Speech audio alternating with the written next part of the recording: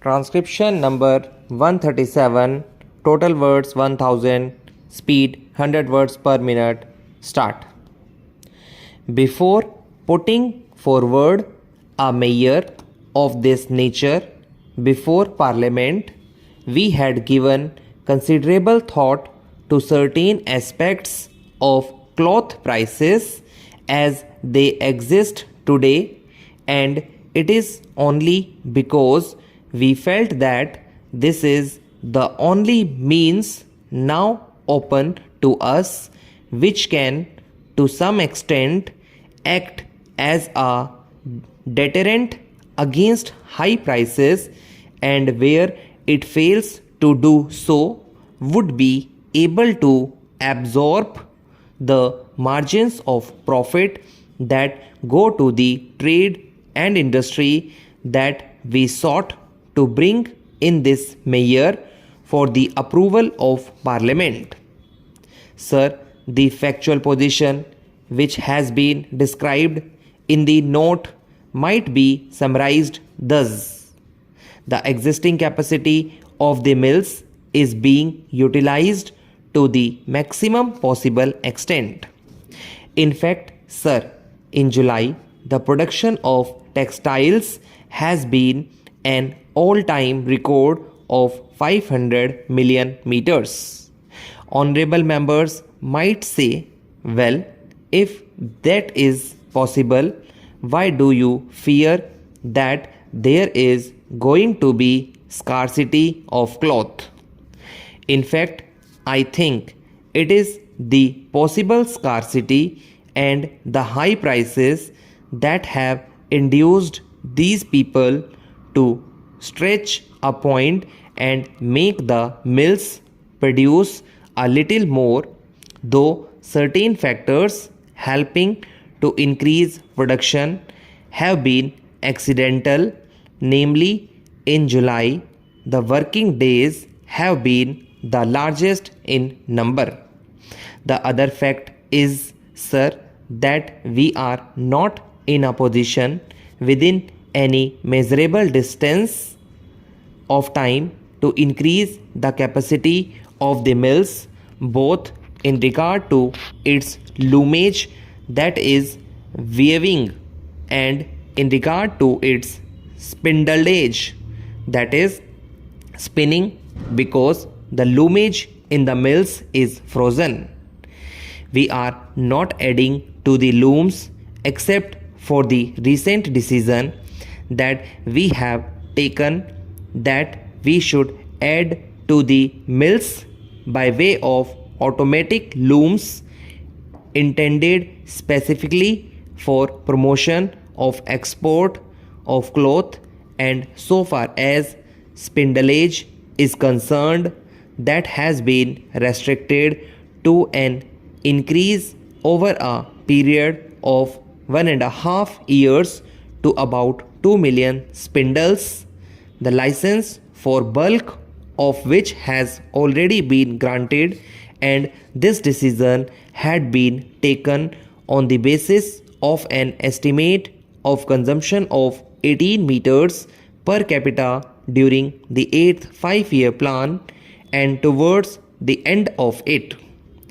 When that decision was taken, sir, government were not unconscious of the fact that that target would not be a correct one, and in an expansionist economy that target is likely to be exceeded, but that target figure was tentatively accepted mainly because it happened to coincide with the recommendation of a committee which inter alia dealt with the requirements of the people in regard to cloth, that is the Ramamurthy committee.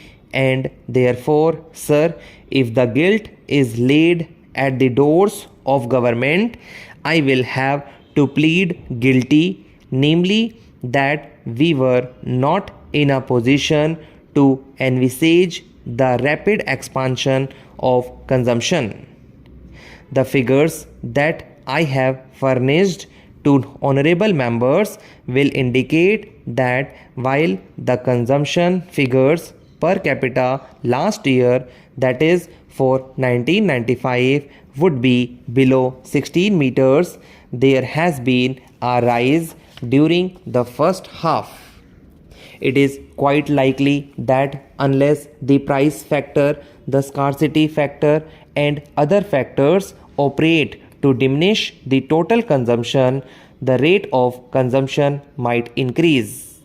Of course, there is undoubtedly a limiting factor because growth has to come either by inhibiting exports or by an increase in production or by an increase in the handloom sector, and in these three cases we have almost reached the maximum point where we can expect additions to the total cloth consumption.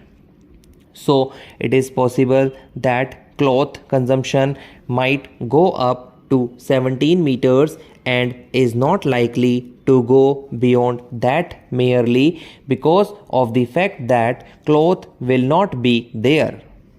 Probably if the cloth is available and if we allow these people to consume the cloth freely, well, the consumption per capita might exceed 17 meters by the end of the year. But it is certainly indicative of the fact that in the first year of the plan, we have only got a margin of 1 meter per capita. We have also got to realize that the amount of money that is being pumped into the country and to some extent into the hands of the lower income groups will have one effect, namely certain commodities like cloth and sugar and commodities of that sort which have been considered to be not necessities in the past and have therefore elastic features in consumption would become more or less articles of necessity and be transferred from the semi-luxury state. In such a case, 20 or 21 meters seems to be well within our possibility of achievement as a target. There is undoubtedly, sir, a background behind this restrictive attitude in regard to addition of capacity, and that is to some extent sentimental and to some extent economic and deliberate. We want to help the decentralized sector in this industry. The handloom sector has to obtain protection against the weaving mills. They are not in a position to divert to that extent to the general revenues. If they have increased their dividend, it does not mean that the railways are prosperous. But what I feel is that the railways would do well to think twice about paying more because they have got any amount of work to be done in their own department.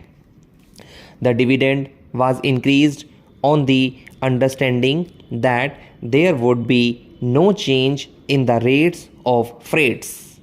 But the railways are not in a position to increase their freight rates because they have to face severe competition from other means of transport.